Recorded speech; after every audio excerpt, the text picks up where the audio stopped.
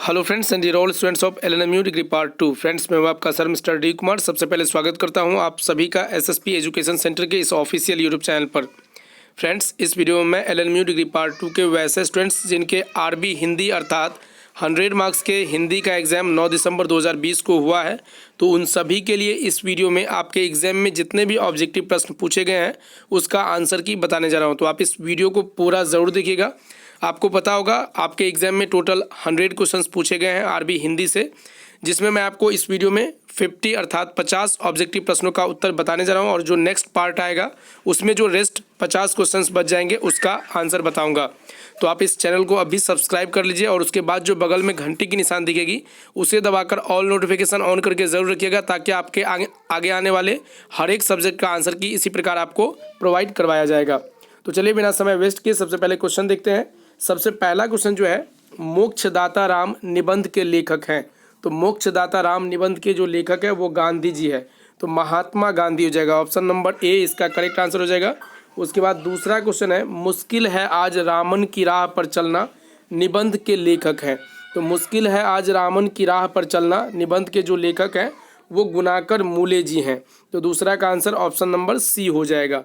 उसके बाद तीसरा क्वेश्चन है कि समाज और धर्म निबंध के लेखक हैं। तो समाज और धर्म निबंध के जो लेखक हैं वो है डॉक्टर संपूर्णानंद जी। आप सभी को अगर सिलेबस पता होगा तो ये सभी आपके पाठ के लेखकों का नाम पूछा गया है, तो ये आपको पता होना चाहिए। चौथा क्वेश्चन है कि मैं मजदूर हूँ के निबंधकार, मतलब मैं मजदूर हूँ जो एक प्रकार का निबंध है, तो उसको किसने लिखा है ये यहाँ पे पूछा गया है। तो चौथा का आंसर ए होगा, भगवत शरण उपाध्याय जी। मैं मजदूर हूँ के निबंधकार हैं भगवत शरण उपाध्याय जी।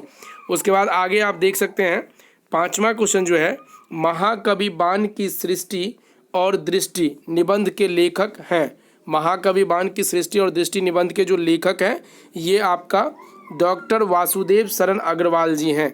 ये भी आपका एक पाठ ही है, तो ऑप्शन नंबर सी इसका करेक्ट आंसर हो जाएगा। छठा क्वेश्चन है, रामायण महाभारत में सांस्कृतिक चेतना निबंध के लेखक हैं। तो रामायण महाभारत में सांस्कृतिक चेतना निबंध के जो लेखक हैं ये आपके डॉक्टर देवराज जी हैं। तो छठा का आंसर बी हो जाएगा, डॉक्टर देवराज। सातवां क्वेश्चन है कि स्वरूप देखिए, ये भी आपका एक निबंध है आपके पाठ में। तो स्वरूप देखिए के निबंधकार जो हैं वो आपके विनोबा भावे जी हैं। Vinoba Bhave, option number B correct answer हो जाएगा। आठवां क्वेश्चन है कि विविधता में एकता निबंध के लेखक है। तो विविधता में एकता निबंध के लेखक आचार्य नरेंद्र देव जी हैं। तो ऑप्शन नंबर डी इसका करेक्ट आंसर हो जाएगा। फिर यहाँ नौवां क्वेश्चन है कि चंद्रशेखर वेंकट रामन को नोबेल पुरस्कार किस वर्ष मिला। तो ये जो पुरस्कार मिला है नोबेल पुरस्कार चंद्रशेखर वेंकट रामन को, ये उनको 1930 ईस्वी में मिला है। तो ऑप्शन नंबर बी इसका करेक्ट आंसर हो जाएगा। और चंद्रशेखर वेंकट रामन जो थे वो भौतिक विज्ञान के बहुत ही ज्ञाता थे, मतलब उनके शिक्षक थे, अध्यापक थे। यहाँ पे दिया भी गया है कि चंद्रशेखर वेंकट रामन किस विषय के लिए प्राध्यापक थे। तो भौतिकी के लिए, फिजिक्स के लिए, भौतिक शास्त्र। ऑप्शन नंबर बी इसका करेक्ट आंसर हो जाएगा। फिर यहाँ पे कि रामन प्रभाव की खोज कब हुई। तो रामन प्रभाव की जो खोज हुई वो 28 फरवरी 1928 ईस्वी में हुई है। तो 28 फरवरी इसका करेक्ट आंसर हो जाएगा, option number B. 12 number question जो है, चंद्रशेखर वेंकट रामन का जन्म कब हुआ था। तो चंद्रशेखर वेंकट रामन का जो जन्म हुआ था ये आपका 7 नवंबर 1888 ईस्वी में हुआ था। तो 7 नवंबर हो जाएगा, ऑप्शन नंबर सी इसका करेक्ट आंसर हो जाएगा 12 का। उसके बाद आगे आप 13 नंबर प्रश्न देख सकते हैं। 13 नंबर प्रश्न है कि असहयोग आंदोलन का आह्वान किसने किया था। आप सभी को पता होगा जो असहयोग आंदोलन था उनका आह्वान महात्मा गांधी जी ने किया था। ऑप्शन नंबर ए इसका करेक्ट आंसर हो जाएगा। 14 नंबर क्वेश्चन है कि हम पूजा करें तो उस अंतर्यामी की जो सबके भीतर है यह किनका कथन है। तो इसका जो आंसर हो जाएगा 14 का, ये भी हो जाएगा महात्मा गांधी जी के द्वारा ही ये कहा गया है। जो आपका पाठ है, पाठ में दिया गया है तो उसमें कहा गया है, जो मोक्षदाता राम लिखे हुए हैं। उसके बाद 15 नंबर क्वेश्चन है कि देह के बारे में जिसका मोह बना हुआ है वह अभिमान से मुक्त नहीं हो सकता, यह पंक्ति किस निबंध में है। तो यह पंक्ति जो है ये मोक्षदाता राम जो निबंध है उसमें है, जिसके लेखक जो है वो महात्मा गांधी जी हैं। इन्होंने ही इसको लिखा है इस निबंध को। तो 15 का आंसर ए हो जाएगा। उसके बाद 16 नंबर क्वेश्चन है कि भूदान गंगा किनकी कृति है? तो भूदान गंगा जो है ये आपका विनोबा भावे की कृति है। तो ऑप्शन नंबर बी इसका करेक्ट आंसर हो जाएगा। फिर यहाँ पे 17 नंबर क्वेश्चन है कि विनोबा भावे का जन्म कब हुआ था? तो विनोबा भावे का जो जन्म हुआ था वो 11 सितंबर 1895 ईस्वी में हुआ था। 1895, 11 सितंबर 1895।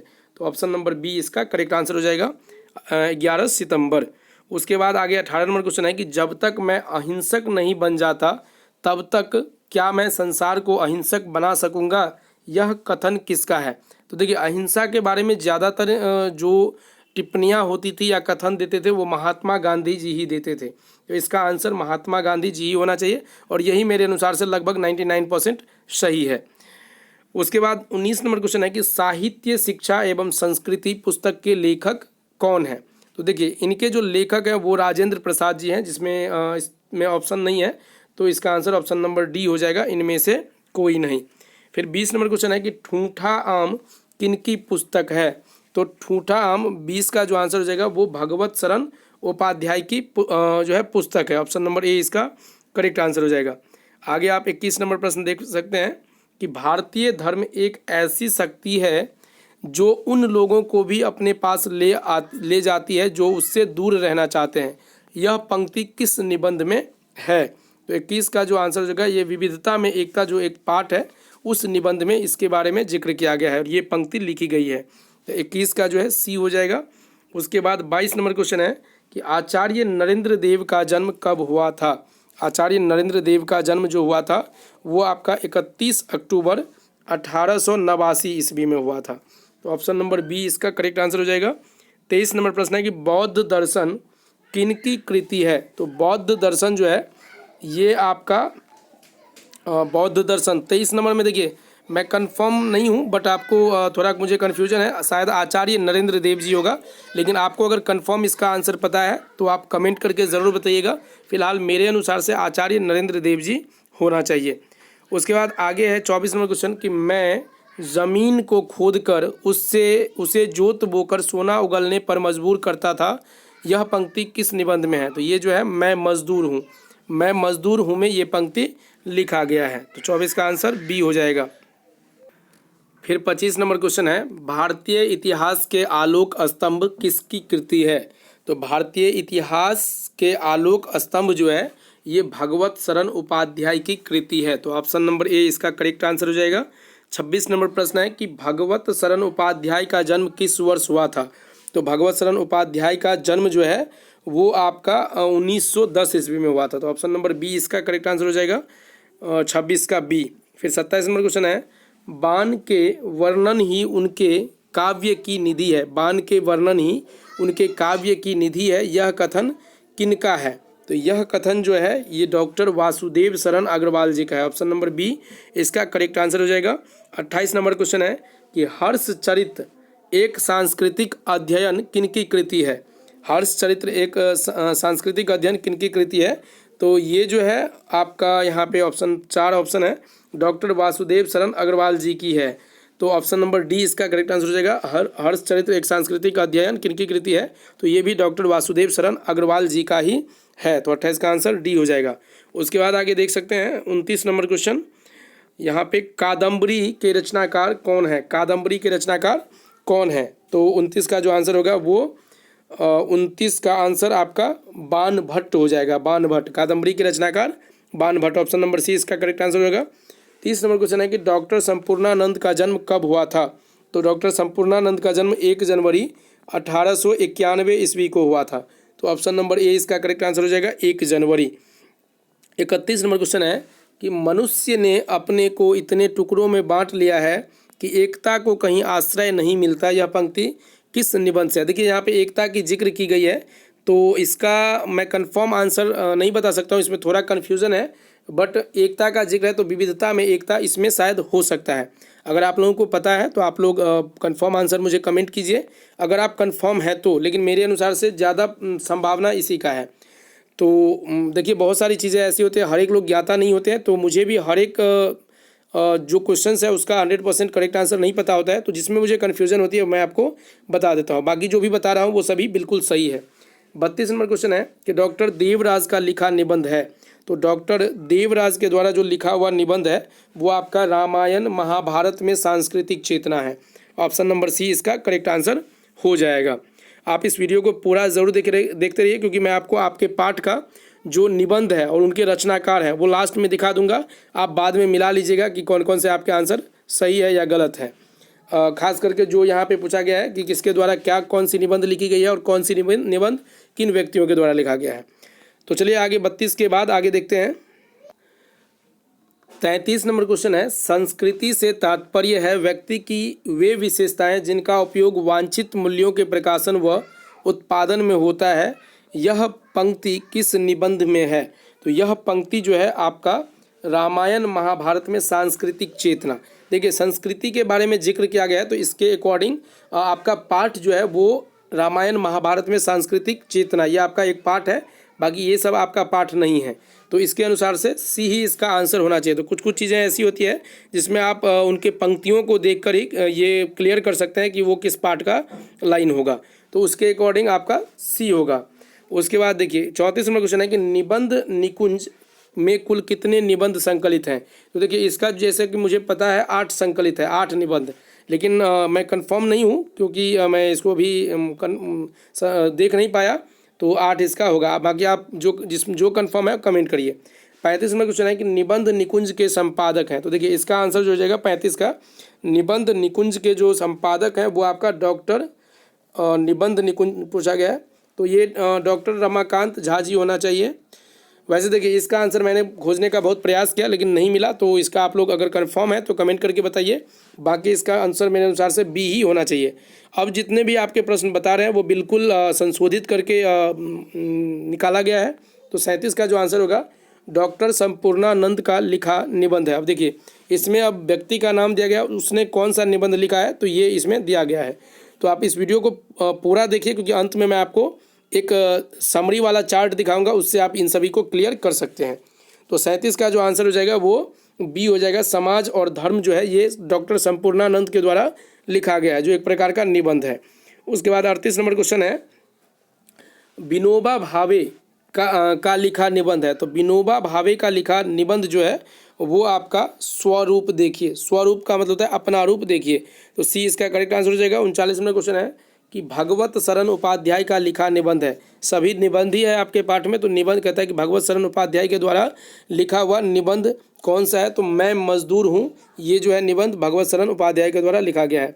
फिर है आचार्य नरेंद्र देव का लिखा निबंध है। तो आचार्य नरेंद्र देव का लिखा निबंध जो है वो विविधता में एकता है। 40 का आंसर बी हो जाएगा। उसके बाद आगे देखते हैं 41 नंबर प्रश्न है कि अलग अलग भाषाएं बोलने वालों के बीच संवाद का माध्यम बनने वाली भाषा कहलाती है।